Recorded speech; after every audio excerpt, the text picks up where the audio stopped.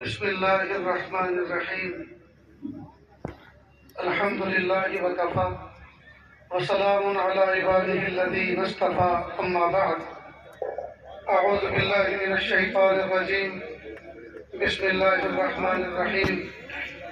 اقرأ باسم ربك الذي خلق، خلق الإنسان من علق. اقرأ وربك الأكرم الذي علم بالقلم، علم الإنسان ما لم يعلم. سبحان ربك رب العزة عما يصفون وسلام على المرسلين والحمد لله رب العالمين. اللهم صل على سيدنا محمد وعلى آل سيدنا محمد وبارك وسلم. اللهم صل على سيدنا محمد وعلى آل سيدنا محمد وبارك وسلم.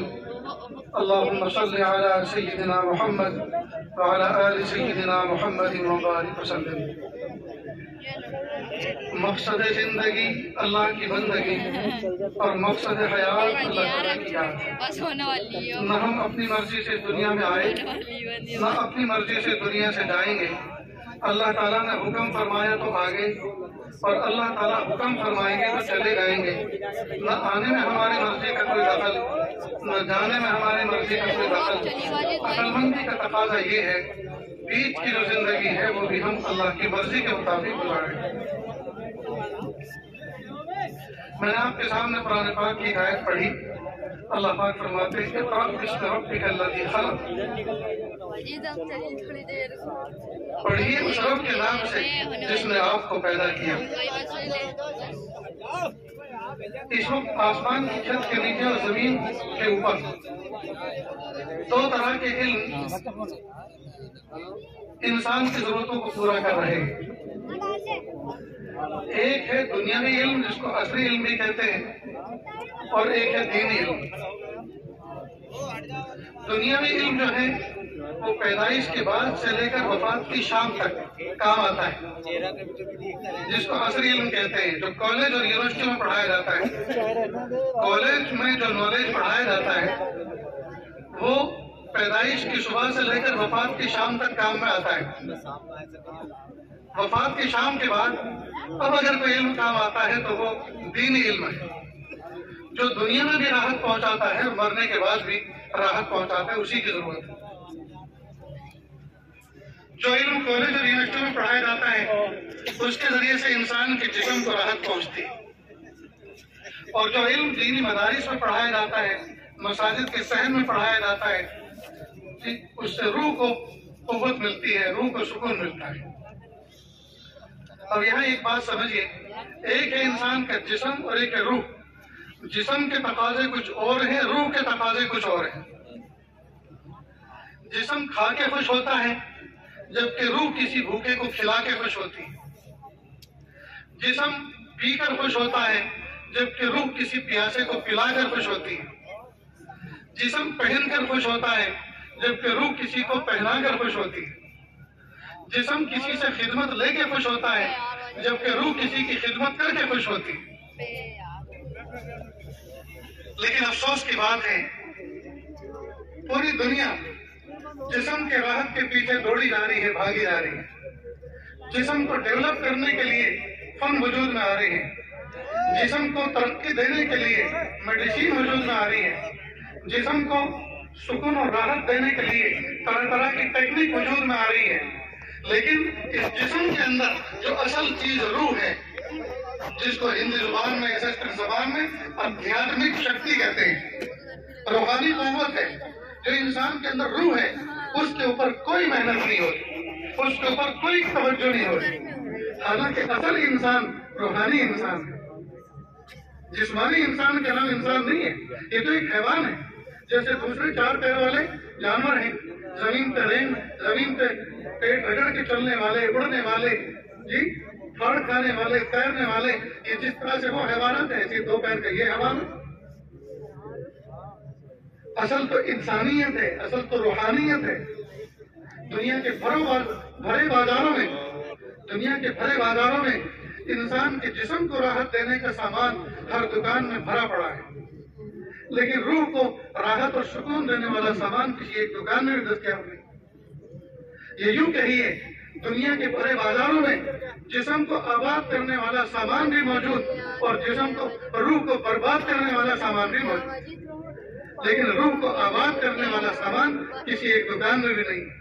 अल्लाह वालों की महफिलें, इस तरह की मजलिसें जिसमें बंदों को जमीन के नीचे और आसमान के ऊपर के हालात बताए जाते हैं और इंसान को इस धरती पर जीने का सलीका और इंसानों को इंसान बनकर रहने का तरीका बताया जाता है, वो इस तरह के अल्लाह वालों की महफिलें हुआ करती हैं।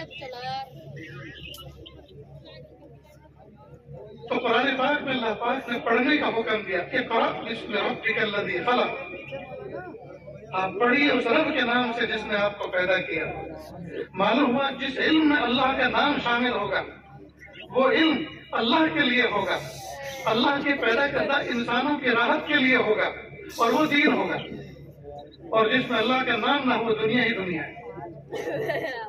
वैसे दुनिया की तारीफ भी है, मा यमनउका अनिल हक़ फहुव दुनिया, जो चीज आपको याद इलाही से याद हक से रोक दे वो दुनिया है।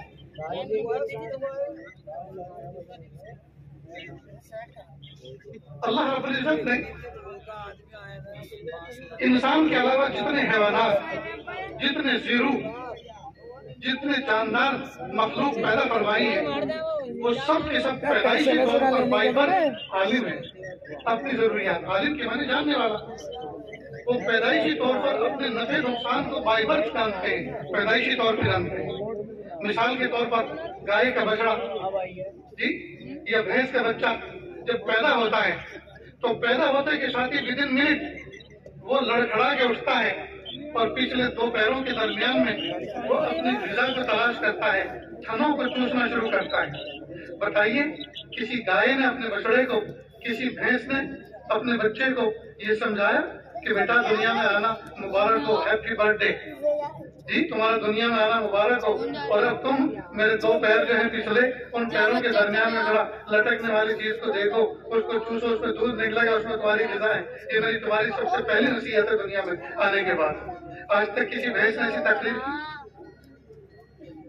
मुर्गी का चूजा 18 दिन या ज्यादा से ज्यादा 21 दिन अंडे के अंदर रहता है और फिर व्हाइट हाउस को छोड़ के बाहर निकलता है और निकलते के साथ ही अपना दाना चुनना शुरू करता है, पानी पीना शुरू करता है, बिल्ली को देखकर भागता है और माँ की परों में छुप जाता है, आग को देख के डरता है कि जला देगी। तो बाई बर्थ माँ ने उसको तकरीर नहीं की बेटा दुनिया में आना मुबारक हो, और बाप ने उसको कुछ नहीं समझाया, बाप तो पहले से फरार था। कुछ समझ में भी आता है कि नहीं? न मुस्कुराहट है, न हंसी है, न कुछ ज़ौक़ है। मैं कहीं गूंगों की बस्ती में तो नहीं आ गया।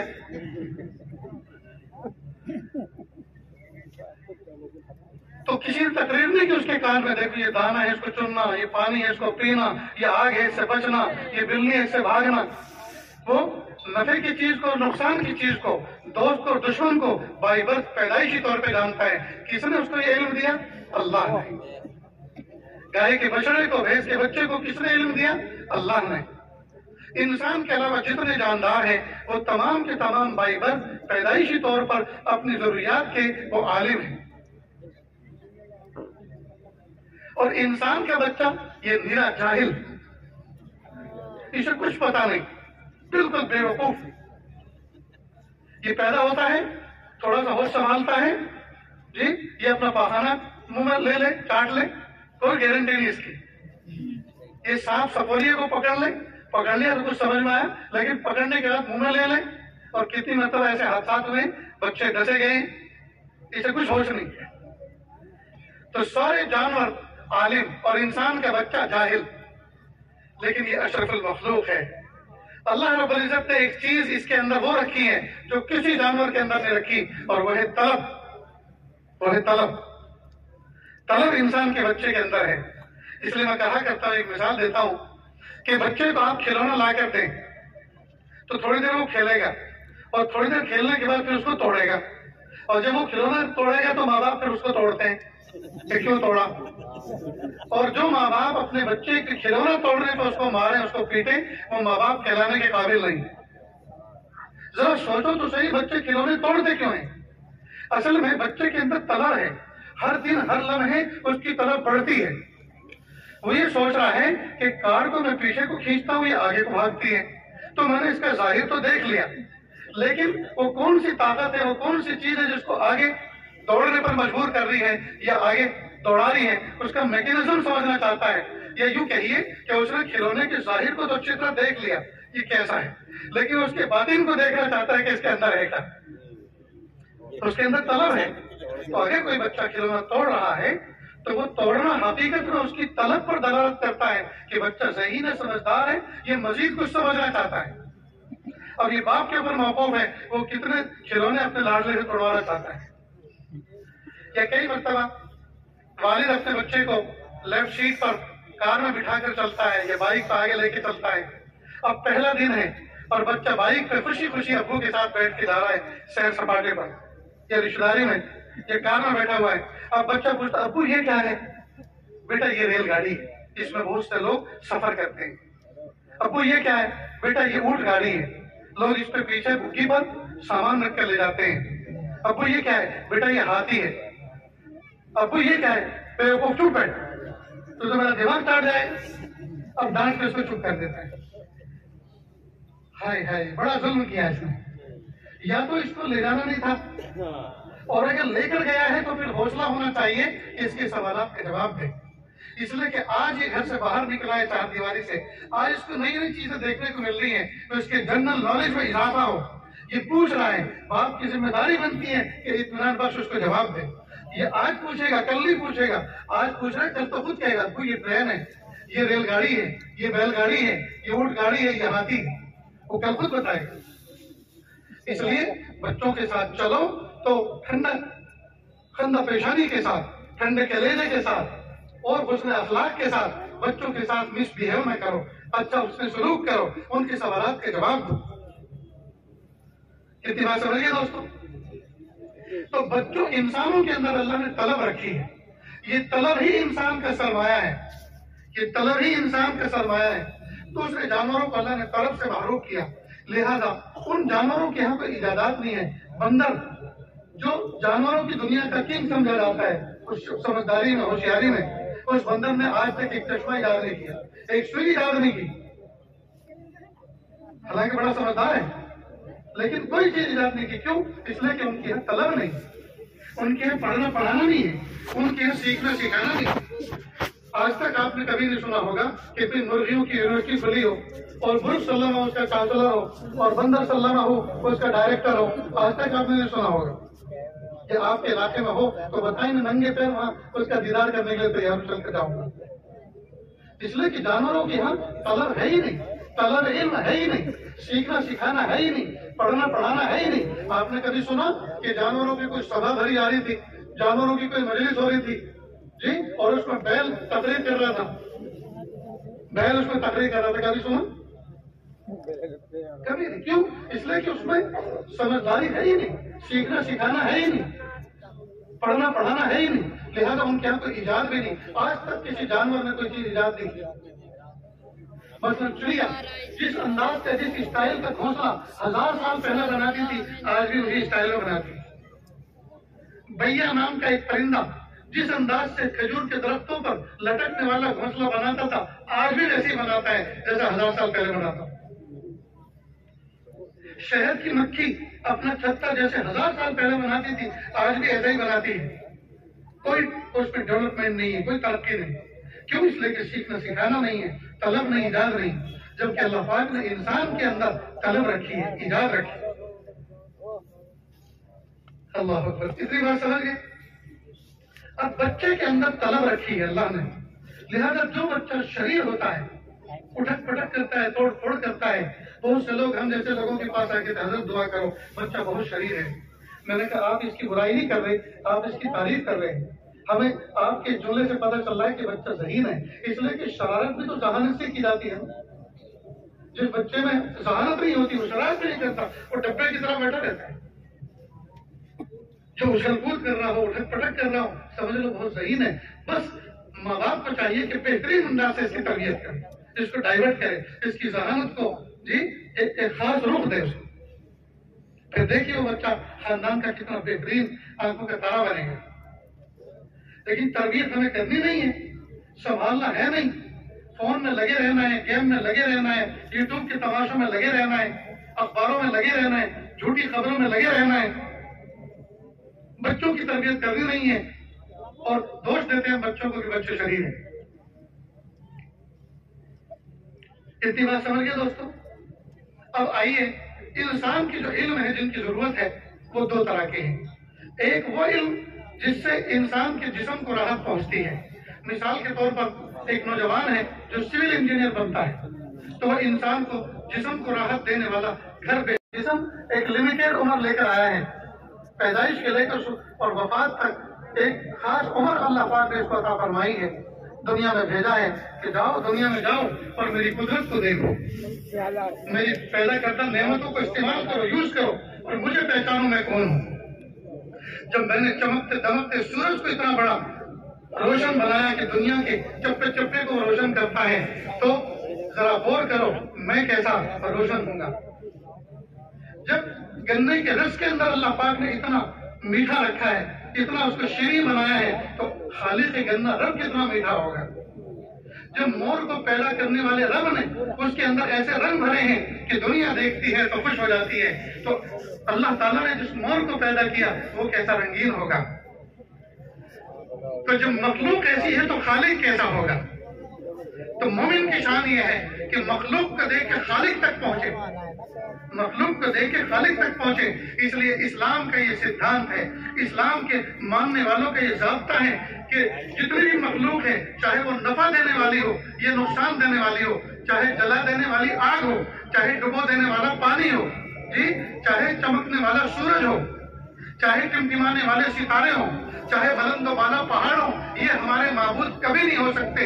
یہ ساری کی ساری مخلوق ہے، اور اس مخلوق کو اللہ پاک نے ہم انسانوں کی خدمت کے لیے پیدا کیا ہے۔ یہ نہیں ہو سکتا جو نقصان دے اس کے سامنے بھی جھکو، اور جو نفع دے اس کے سامنے بھی جھکو، اور جو چمکے اس کے سامنے بھی جھکو، اور جو اندھیرا اس سے بھی ڈرو اس کے سامنے بھی جھکو۔ نہیں نہیں، یہ ساری مخلوق ہے، یہ میرے اور آپ کے غلام ہے، یہ سارے کے سارے اللہ کی پیدا کرتا ہے، اور ہم اللہ کے لیے پیدا ہوئے ہیں تاکہ ہم اللہ کی عبادت کریں۔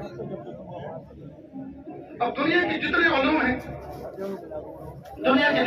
ہیں، وہ سارے کے سارے انسان کو دنیا کی زندگی کو ڈیولپ کرنے کے لیے ایجاد ہوئے، اور اللہ ہی نے یہ سنایا ہے کہ ایسے گھر بناؤ، ایسے سواری اختیار کرو، جی، ایسے زندگی گزارو، یہ بیماری ہے، یہ اس کی شفا ہے، اللہ ہی نے سنایا انسانوں۔ سوچنے کی بات ہے، میڈیسن ہم لیتے ہیں، ڈاکٹر کے یہاں گئے، اس نے 2-3 ٹیبلٹ دی، اور اس کو کہا کہ جی سر میں درد ہے، ایک ٹیبلٹ دی، کہ جی بخار ہے، دوسری ٹیبلٹ دی، جی پھوڑا ہوا ہے، تیسری ٹیبلٹ دی، اور کھانے والا منہ ایک، منہ میں ڈالنے والا ہاتھ ایک، اور جس پانی سے نکلنے وہ گھوٹ ایک۔ لیکن اللہ پاک نے اندر ایک میکینزم بنایا ہے، ایک ایسا نظام بنایا ہے کہ تھوڑے والی دوا تھوڑے تک پہنچے گی، اثر اپنا اثر دکھائے گی، درد والی دوا جس جگہ درد ہے اس کو کم کرے گی، اور بخار والی دوا بخار جس حصے میں ہے جسم کے پورے جسم میں وہ اس پر اثر انداز ہوگی۔ یہ نظام کس نے بنایا؟ اللہ نے۔ میں کشمیر کے ایک حصے میں گیا، کشتواڑ نام کا علاقہ، حضرت جب یہاں ٹھنڈی کا موسم ہوتا ہے تو وائرس اتنا ہوتا ہے کہ وضو کر کے آپ آئیں اور آئینے میں آ کے دیکھیں، اور اگر داڑھی کے اندر کچھ قطرات پانی کے رہ جائیں، آپ یوں کریں قطرات نکالنے کے لیے، تو وہ قطرات ٹن ٹن کی آواز کرتے ہیں، آئینے سے ٹکراتے ہیں، وہ برف بن چکا ہوتا ہے۔ ہائے ہائے، کاش کہ ہم مخلوق سے خالق کو پہچانتے۔ جس اللہ رب العزت نے موسم میں ایسی ٹھنڈک رکھی ہے کہ جسم کے اوپر جو پانی استعمال کیا جا رہا ہے، اور وہ داڑھی کے اندر کچھ قطرات رہ جائیں تو فوراً موتی بن جاتا ہے، برف کے ٹکڑے بن جاتا ہے، جی، تو پھر یہ رگوں میں دوڑنے والا خون یہ جم کیوں نہیں جاتا؟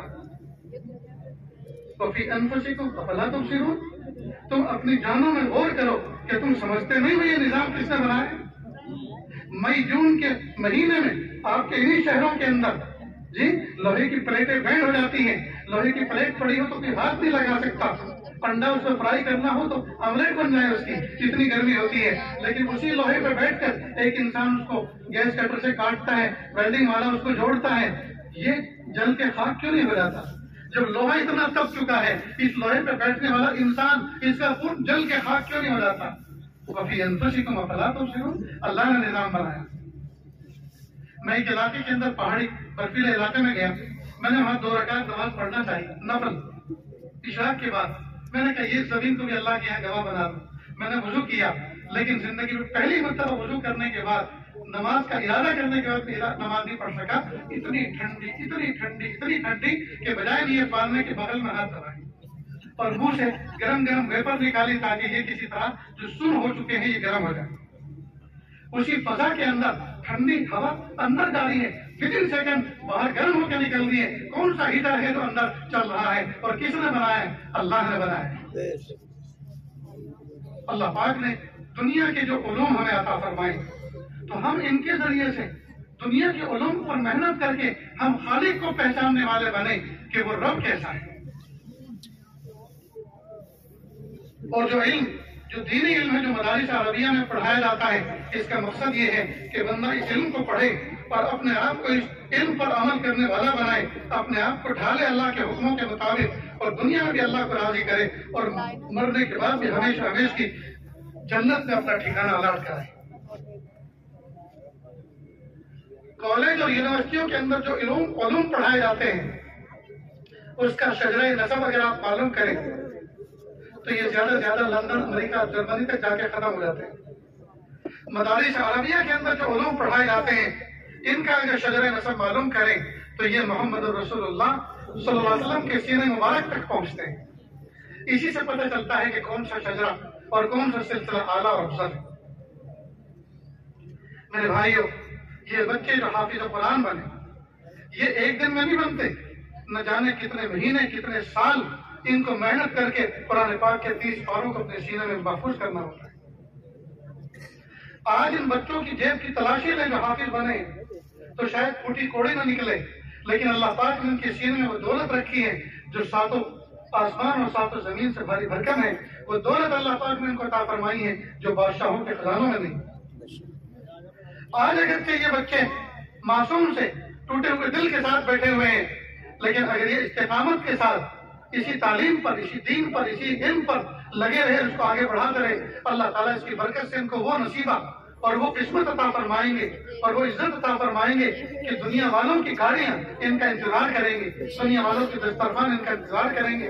جس گھر میں جا کر تھوڑی دیر قیام کر لیں گے وہ گھر وہ چارپائی اور شاعر اللہ بن جائے گی، لوگ چوم چاٹ کے رکھیں گے۔ حضرت والا آئے تب تشریف لائے تھے، اس چارپائی پہ بیٹھے تھے اور اس کرسی پہ جلوہ افروز ہوئے۔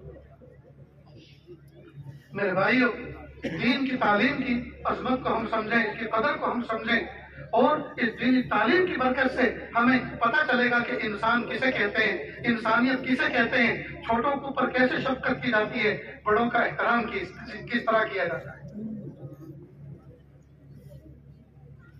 یہ ان مدارس پر بیٹھنے والے پڑھاتے ہیں کہ بوڑھوں کا ادب کرنا چاہیے، ماں باپ کا ادب کرنا چاہیے۔ آپ ٹرین میں، آپ بس میں سفر کر رہے ہیں، آپ جوان ہیں، کوئی بوڑھا ہے، کوئی عورت ہے، آپ اس کے لیے سیٹ چھوڑ دیں، اس کو جگہ دیں۔ اور آج کل کا حال یہ ہے اسکولوں میں، کالجوں میں، یونیورسٹیوں میں، کیونکہ تربیت نام کی کوئی چیز نہیں ہے، ہو ہے، ہاں ہے، شور ہے، شرابہ ہے، ہنگامہ ہے، اور یہی تعلیم حاصل کرنے والے ریلوے اسٹیشن پر لائن لگی ہو تو ایک لڑکا بہادر بن کے جائے گا، تو کون ادھر مارے گا، تو ادھر مارے گا، اور پھر ونڈو میں ہاتھ ڈال کے اپنا ٹکٹ لے گا، لوگ کہیں گے واہ واہ کتنا بہادر ہے۔ جو عیب ہے اس کو ہنر سمجھا جاتا ہے، جو بات عیب ہے اس کو ہنر سمجھا جاتا ہے۔ حضرت مولانا اشرف علی تھانوی رحمۃ اللہ علیہ کے پاس ایک طالب علم ایک ملنے آئے حضرت کے پاس۔ حضرت نے پوچھا کہ کہاں سے آپ چلے؟ حضرت فلاں اسٹیشن سے چلا، فلاں جگہ اترا، کا ٹکٹ لیا تھا کہ حضرت لائن بہت زبردست کھڑکی پہ لگی ہوئی تھی اور اس ٹرین کے علاوہ کوئی ٹرین نہیں تھی، بغیر ٹکٹ کے میں چڑھ گیا۔ کہ پھر آپ نے ناجائز سفر کیا، ریلوے کی چوری کی، آپ نے کیا کہ حضرت آپ کی تعلیمات کی برکت سے میں اتنا سمجھاؤں، جب میں نے بغیر ٹکٹ کے سفر کیا، اترتے کے ساتھ ہی میں نے واپسی کا ایک ٹکٹ لیا، اس پلیٹ فارم سے لے کر جہاں سے بیٹھا تھا وہاں تک کا، اور اس کو میں نے پھاڑ کر پھینک دیا تاکہ ریلوے کمپنی تک پیسہ پہنچ جائے۔ اللہ اکبر ہے ہم نے دوستوں کتنے ایسے ہیں جن تعلیمات پر، روشن تعلیمات پر ہم عمل کریں۔ عرض دوستوں، علماء، صلحاء، مدارس، مکاتب یہ سارے کے سارے انسانیت کی خدمت کر رہے ہیں، انسانوں کو انسان بنانے کا کام کر رہے ہیں۔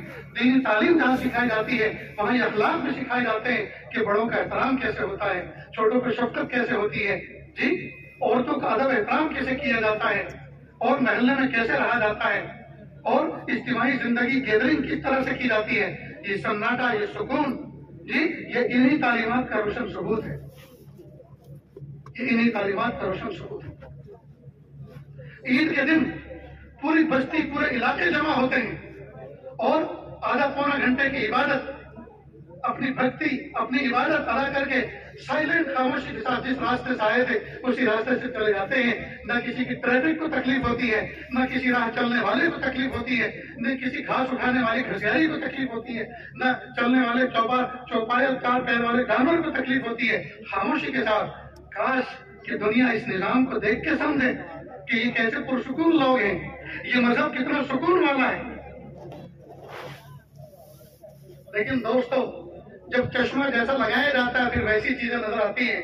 ہرے رنگ کا چشمہ لگاؤ گے تو ہر چیز ہری نظر آئے گی، کالے رنگ کا چشمہ لگاؤ تو ہر چیز کالی نظر آئے گی۔ جب نفرت کا چشمہ لگاتے ہیں تو ہر چیز نفرت نظر آتی ہے، پھر ہر چیز میں نفرت نظر آتی ہے۔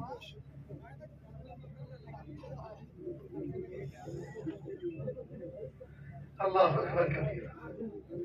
میرے بھائیوں، دین کو سمجھو، دین کو پڑھو، اسلام کی روشن تعلیمات کو سینے سے لگاؤ اور سینے سے لگا کے ان پر عمل کرو۔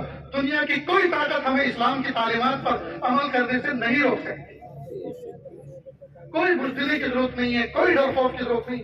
ایک اللہ کی عبادت کریں، ایک اللہ کی بات کو مانیں، سکھ شانتی کے ساتھ رہیں، سکون کے ساتھ رہیں، محبتوں کے ساتھ رہیں، محبتیں اپنائیں، محبتیں بانٹیں اور ایک دوسرے کی خیر خواہی کریں۔ یہ اسلام کے روشن تعلیمات ہے۔ کوئی اس میں تعصب نہیں ہے، کوئی اس میں اونچ نیچ نہیں ہے، کوئی اس میں دشمنی نہیں ہے۔ اسلام میں سلامتی ہے اور ایمان میں امن ہے۔ اسلام میں سلامتی ہے اور ایمان میں امن ہے۔ ہائے ہائے، بدنام ہو گئے ہیں دوستو، ہم نے اپنی تعلیمات کو چھوڑ دیا ہے، تعلیمات کو چھوڑنے پر ہم بدنام ہو گئے۔ اگر ہم اپنی تعلیمات پر ہوتے تو دنیا دیکھتی کہ اسلام کسے کہتے ہیں۔ یورپ کا ایک انگریز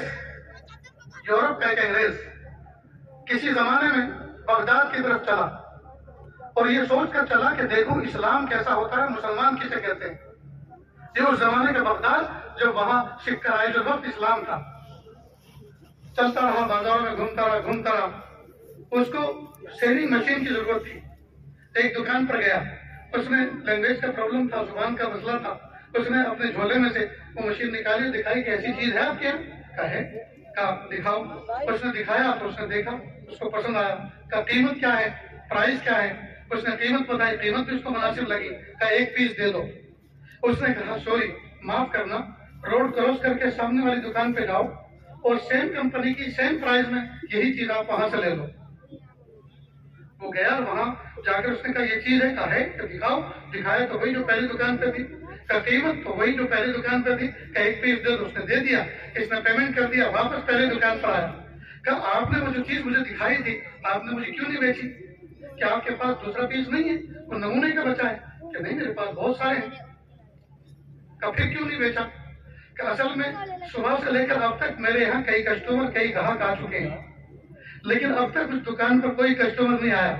تو میں نے سوچا اگر آج اس کے یہاں کوئی گاہک نہیں آئے گا، آج اس کا چولہا ٹھنڈا رہ جائے گا، آج اس کے بچے بھوکے سو جائیں گے، میں نے سوچا ایک گاہک میں اپنی طرف سے بھیج دوں۔ وہ بڑا حیران ہوا کہ یہ لوگ اتنے ایک دوسرے کے خیر خواہ ہیں، ان کا کمپٹیشن نہیں ہے کہ اشارے سے یوں کر کے بلا لیں۔ خیر وہ چلتا رہا۔ اسے بھوک لگی تھی، ایک ہوٹل میں گیا، اس نے کھانے کا آرڈر دیا، نیچے سفرہ دسترخوان بچھا تھا، ہاتھ دھو کر بیٹھ گیا اپنے آرڈر کے انتظار میں۔ وہاں قریب ایک نوجوان پہلے سے کھا رہا تھا۔ جب اس کا آرڈر آیا اس نے کھانا شروع کیا تو جب یہ نیچے دیکھتا تو وہ نوجوان اس کو دیکھتا اور جب اس کی نظر اس پہ پڑتی تو اپنی نظر نیچی کر لیتا۔ کافی دیر تک یہ سلسلہ چلتا رہا۔ یہ کھا پی کر، پہلے والا کھا پی کے چلا گیا، پہلے سے کھا رہا تھا۔ یہ اپنی باری پہ ہاتھ دھو کر کھانا کھا کر جب کاؤنٹر پر گیا بل پے کرنے کے لیے تو اس نے کہا آپ کا بل تو پے ہو چکا۔ کہا کس نے کیا؟ کہ وہ جو نوجوان آپ کے سامنے بیٹھا تھا اس نے کیا۔ کہ وہ میرا کیا لگتا ہے؟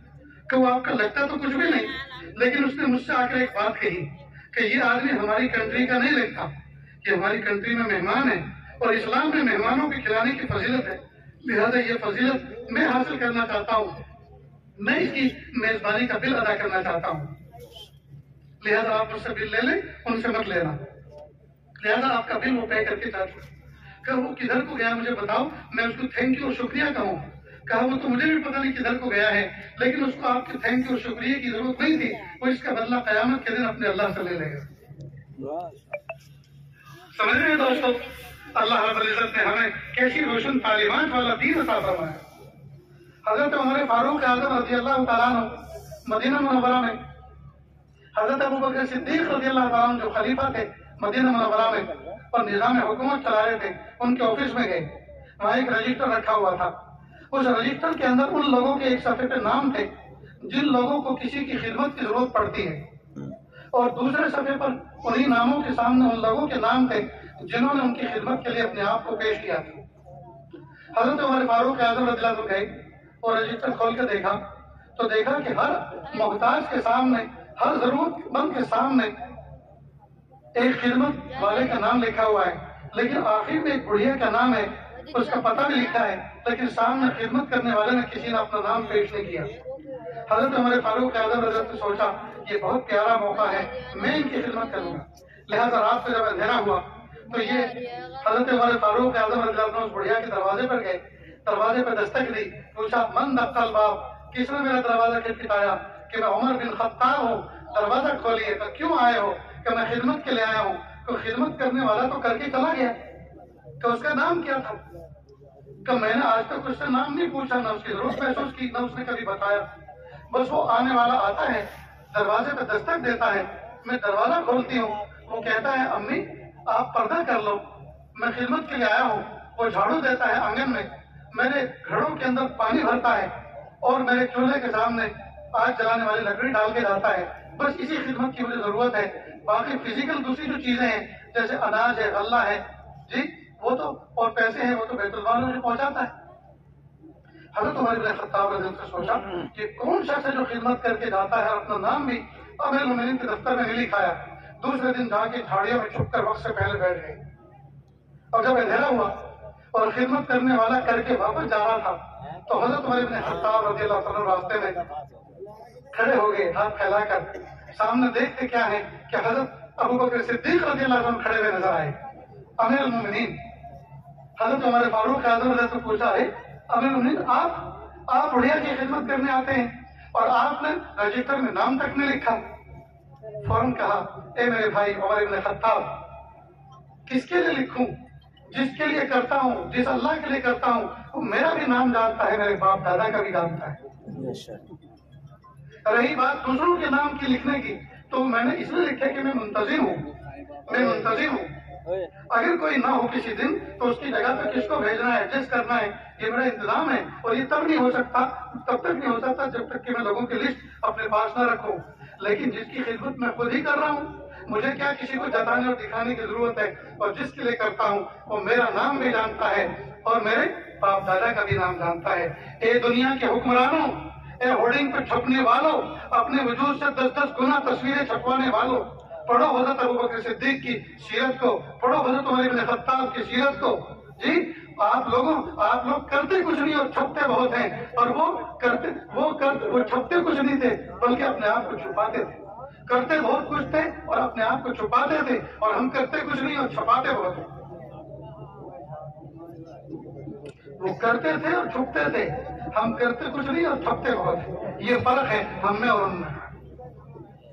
آج جتنے نیتاؤں کی تصویریں لگا کے اوپر سے